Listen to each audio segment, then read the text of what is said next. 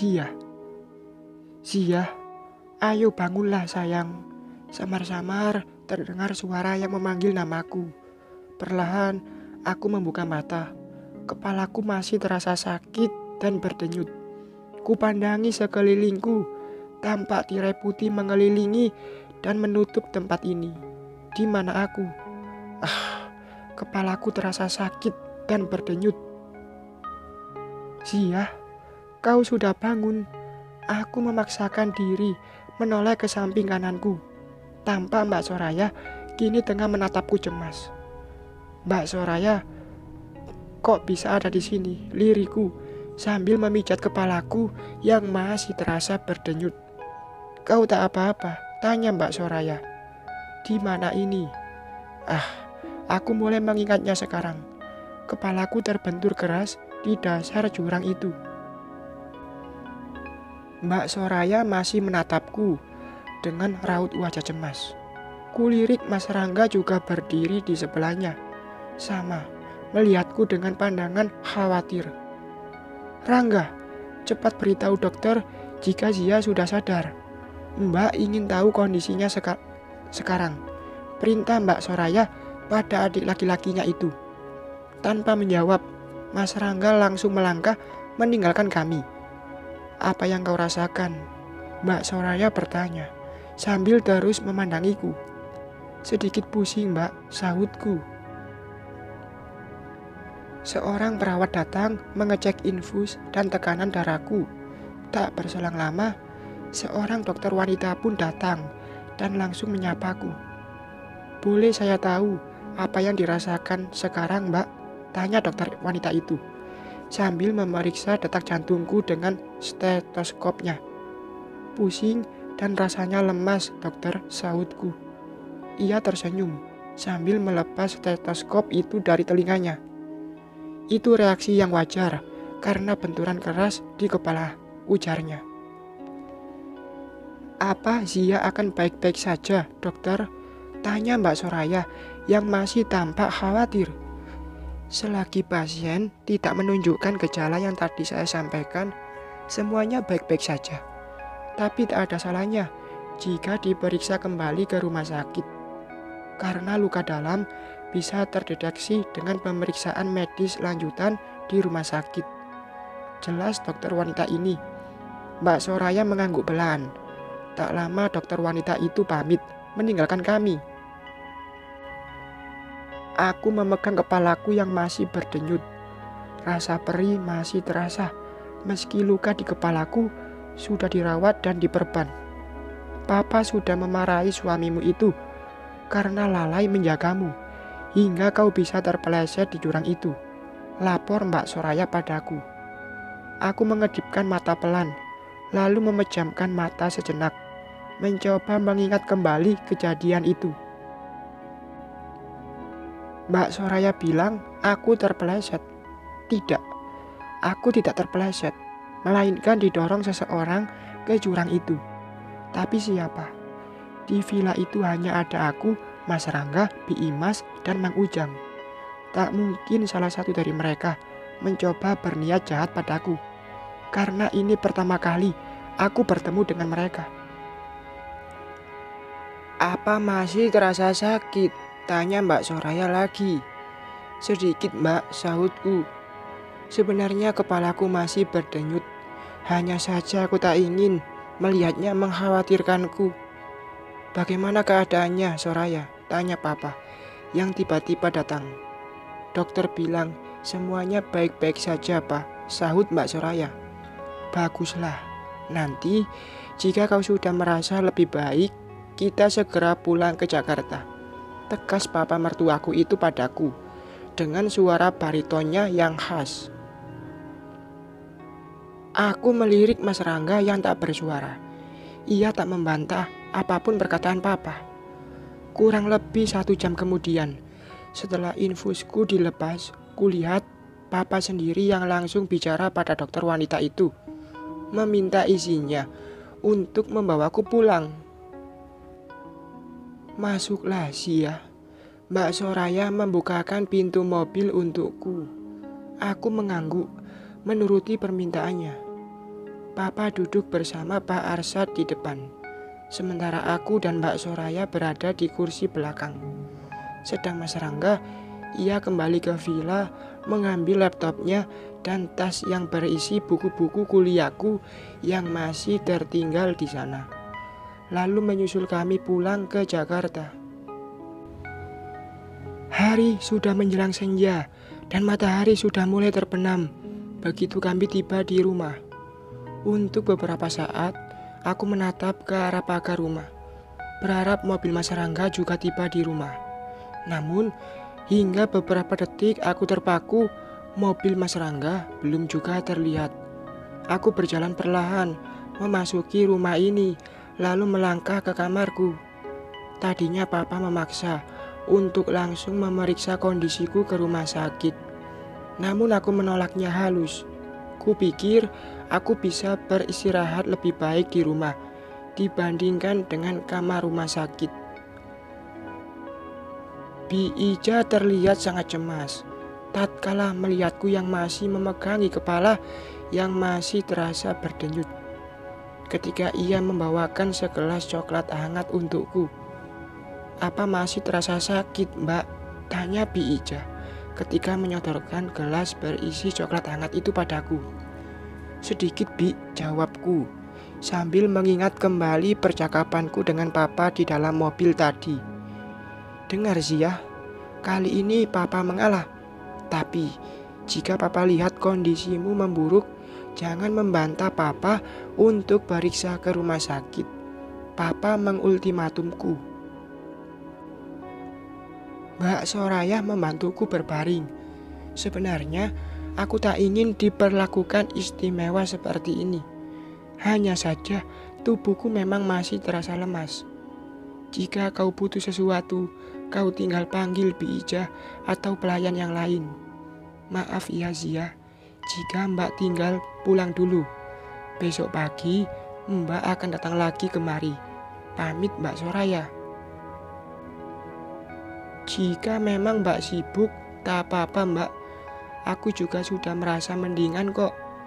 Aku tak enak membuat repot Mbak Soraya terus. Aku menunduk, merasa bersalah karena merepotkan semua orang. Kau bukan orang lain untukku, Zia. Kau sudah seperti adik perempuanku. Tak perlu sungkan begitu. Ya sudah, istirahatlah.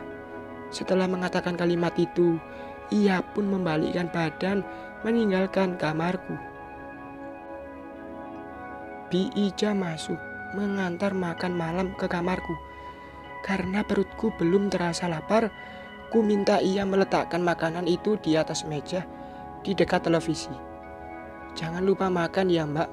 Habis itu istirahatlah," ujar Bi Ija sebelum meninggalkan kamarku. Aku menarik selimut, mencoba memejamkan mata untuk beberapa saat lamanya hingga tak kusadari jika Mas Rangga sudah berada di kamar. "Kau baru datang, Mas?" tanyaku, lalu beranjak duduk. "Kau sudah merasa lebih baik?" tanyanya. "Iya." "Kau belum makan?" tanyanya kemudian saat melihat makanan yang masih tersaji utuh di atas meja itu. "Aku belum lapar," jawabku. "Setidaknya makanlah sedikit. Obatnya sudah diminum," ia mengingatkanku. "Sudah," sahutku cepat. Ia meletakkan ponselnya di atas nakas, lalu menarik sebuah kursi, lalu duduk sambil memandangku. "Maaf, Zia, karena kelalaianku kau bisa terpeleset di jurang itu," sesalnya. "Ini bukan salahmu, Mas. Tak perlu minta maaf." Aku diam sesaat, ragu untuk melanjutkan perkataanku. "Ada apa, Zia? Apa ada hal yang ingin kau katakan?" "Mas, aku tidak terpeleset di jurang itu," ungkapku pelan sambil menunduk. "Kau tidak terpeleset? Katakan padaku yang jelas, Zia. Apa maksudnya?" Mas Rangga menyipitkan matanya padaku. "Ada seseorang yang memancingku agar pergi ke halaman belakang villa, Mas, ujarku. Maksudmu, ada orang lain di villa itu? Tanya Mas Rangga, memastikan ucapanku. Aku tak tahu, hanya saja aku pergi ke halaman belakang villa karena merasa melihat seseorang di sana. Aku diam sejenak. Tak lama, aku melanjutkan kembali perkataanku.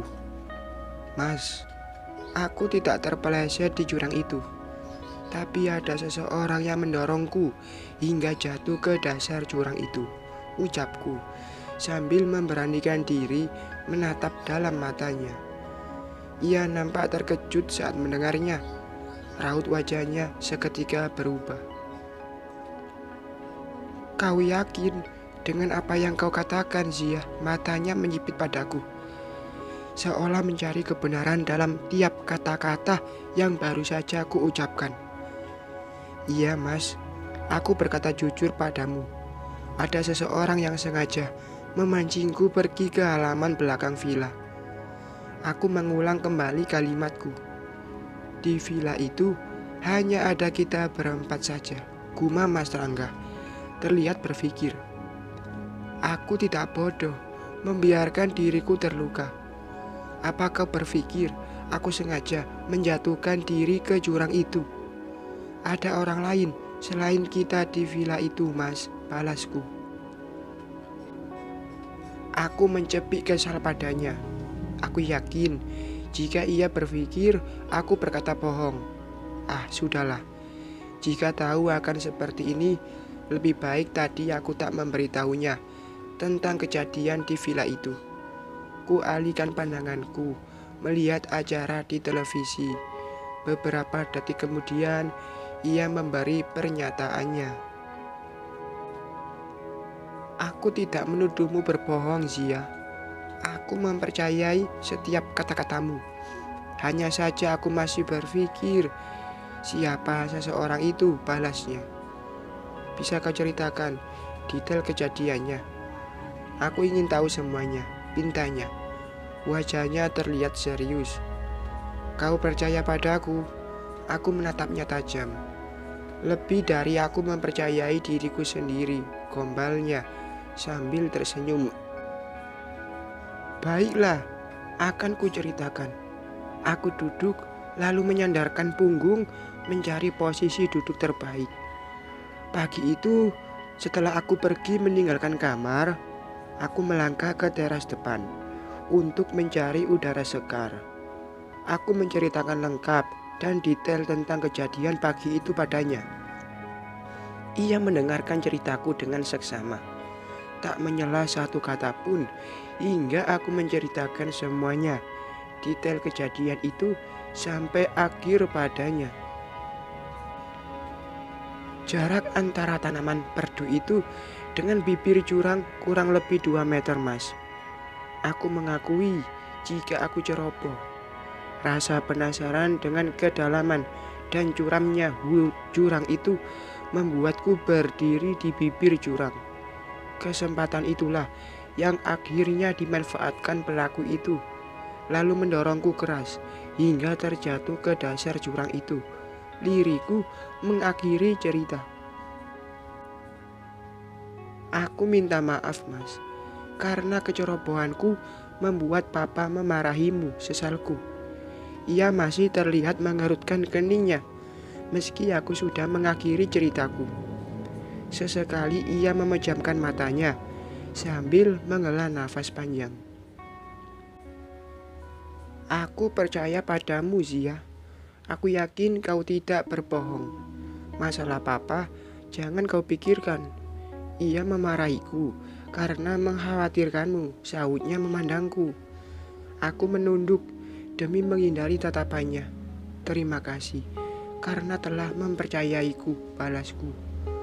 Aku akan coba menyelidikinya, ucapnya pelan. Sudah malam, sebaiknya kau beristirahat.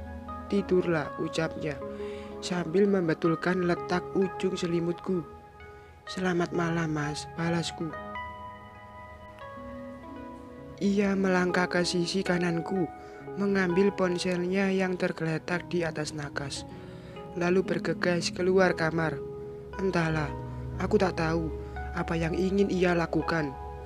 Aku merebahkan tubuhku pelan-pelan. Rasa perih masih terasa dari luka di kepalaku. Perlahan ku pejamkan mata, beristirahat. Entah siapa yang berniat buruk padaku. Semoga saja pelaku itu segera ditemukan. Doaku dalam hati. Bersambung.